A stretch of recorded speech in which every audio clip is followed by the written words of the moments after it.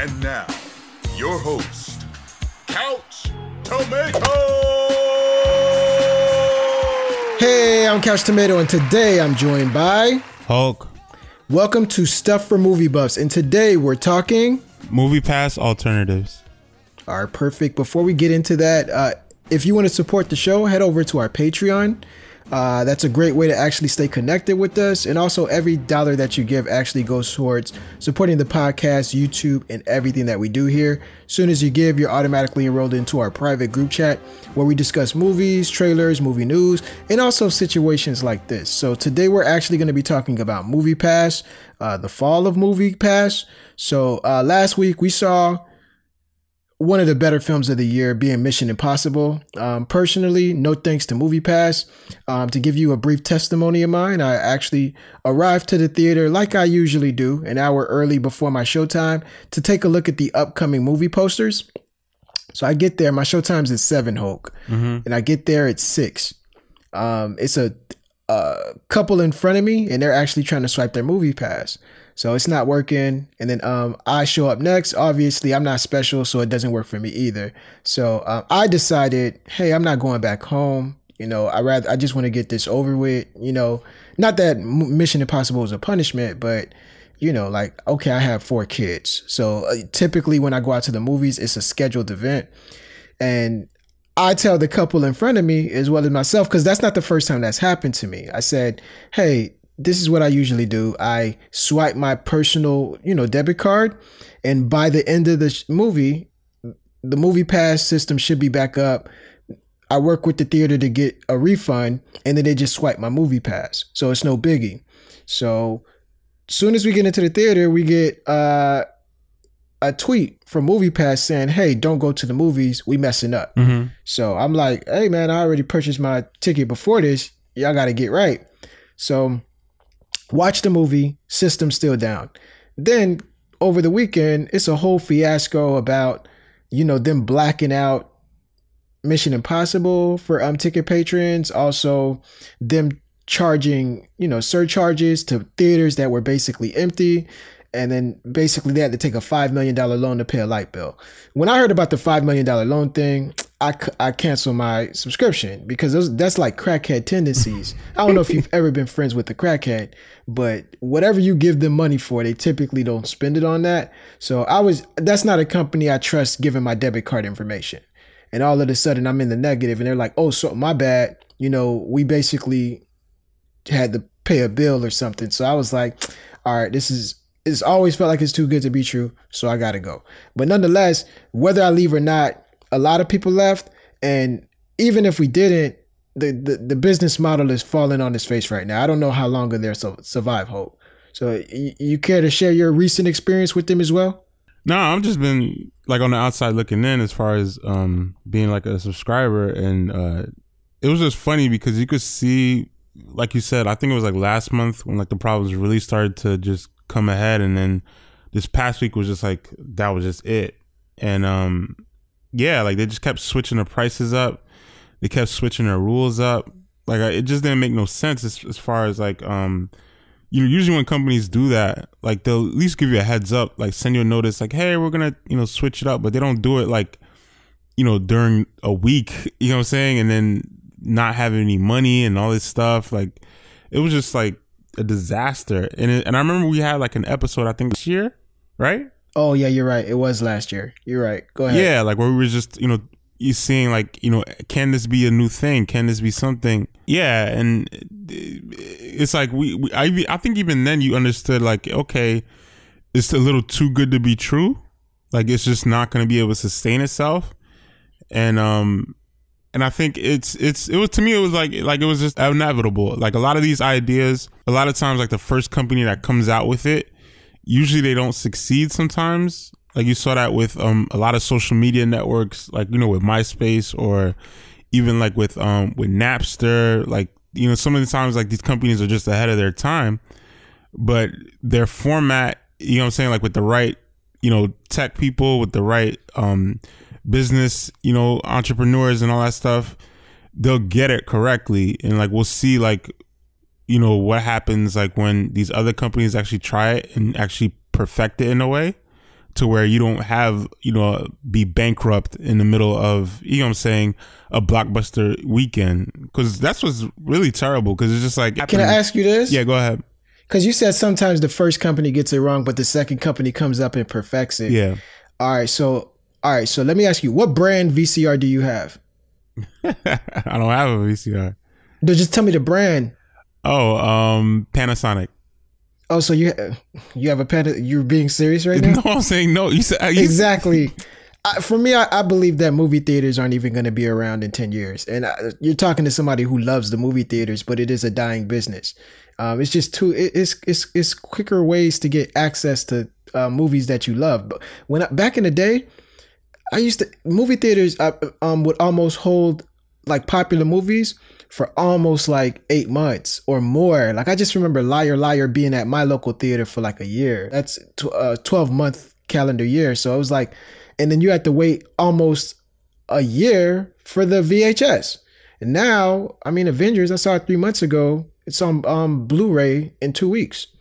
So it's like, okay, this business isn't really viable anymore when people are focusing on streaming. Not only that, people are getting their movies through illegal methods too easily, like torrents and etc. So it's like, I don't know how long you guys could survive, but so I don't think any company is going to perfect this. I just think that the movie theater business is going to die. So today, that's what we want to talk about. Some alternatives, healthy alternatives to MoviePass. Like before this collapse, it is for people like me who like going out to the theater and seeing my movies in HD quality. It could be expensive, especially with the family of it's 6 of us. It's 4 kids, 2 adults. So it gets pretty heavy on my wallet. So like what we want to talk about is some healthy alternatives to MoviePass. If you're one of the folks that has signed up for MoviePass and you're looking for different means, or if you're one of those folks who never signed up but you're looking for a cheaper option, hopefully we'll get through that today. So Hope, any options that you're looking for out there to move towards? The first one that I've seen, like, is probably to me the best bet will probably be AMC Stubs. AMC Stubs or AMC A-List? AMC A-List, Stubs, it's all the same. That's the thing. Let me tell you, I used to be a Stubs member and I love the program. And the A-List thing, when you pay for A-List, it's almost the same price as Stubs, but you're already getting Stubs for free.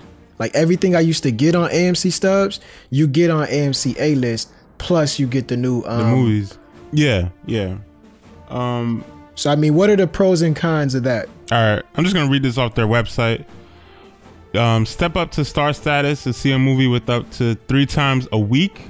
There are no blackout dates. You can have a triple feature in one day or watch movies throughout the week.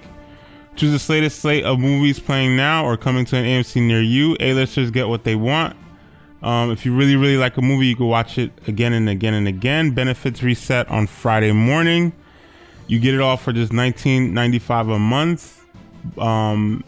You just only have to have a 3-month minimum commitment. All right, so if I'm hearing this correctly, some of the pros and cons. The cons would be it's 2 times more expensive than MoviePass. But the pros is basically the convenience, because you won't. Since AMC owns the theater, you don't have to worry about them going bankrupt on their own business model. And that was always the scariest part for MoviePass for me. When I swipe up, when I'm next in line and it's a big line behind me, is my card gonna work? Is my card gonna work? Like I'm like, come on, man. Like this part's embarrassing. Like I paid my bill this month, but I'm still worrying about my MoviePass card going doo-doo-doo, like error or whatever. So that part's convenient. Another thing that's convenient is basically AMCs are almost everywhere. Like there's 626 locations. So more often than not, you'll live in the vicinity of one. So I find that part cool.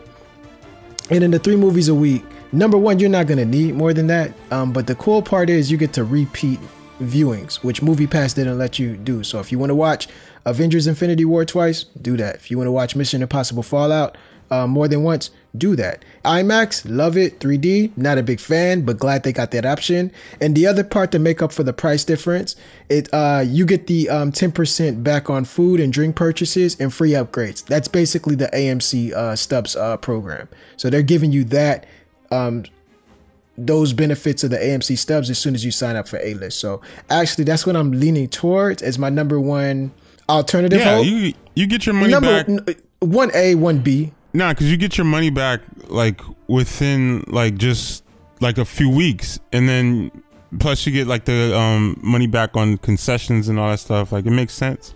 All right, so here's the thing. There's another one that the reason I said 1A, 1B, this one is actually going to be my first option. So what's the next one? We have Cinemark Club, movie club. Okay, that's not the one I was talking about. So Cinemark Movie Club. You know more about this than I do. What's up with the pros and cons with this one? Okay, it's good for any 2D adult ticket, any movie, anytime, but that's it. Unused credits roll over and never expire when you're a member. If you, I guess, get like maybe a 3D ticket or anything like that, you have to pay the difference. You can redeem your credit online or in an app. You can reserve seats online with no fees.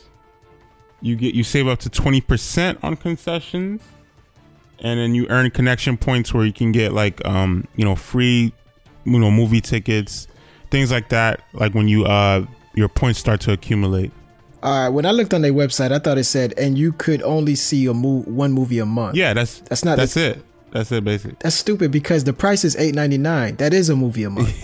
Yeah, I guess they're trying to say like, with all the other credits that you get, like nah, bro. Nah. Okay. Yeah. This is stupid. I'm a pass on that. The one I like is Cinemia. That's my number one option. It's that or AMC A-List. So you let me list off the pros and cons for this one. So the thing I like about Cinemia, plans start as low as $3.99.